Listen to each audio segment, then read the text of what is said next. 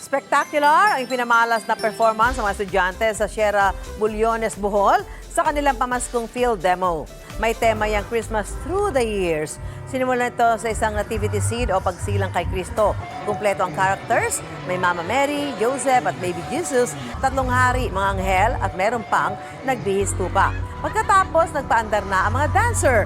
Nagsayaw sila sa mga pamaskong tugtog at bumuo ng formations gamit ang parol, mistletoe at iba pang props. Anumang anggulo kita ang kanilang mga ngiti at todo bigay na pagtatanghal. Ang mga nag-perform ay mga estudyante ng Dusita National High School.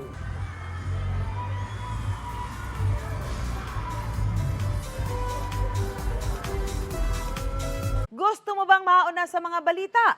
Mag-subscribe na sa GMA Integrated News sa YouTube at tumutok sa unang balita.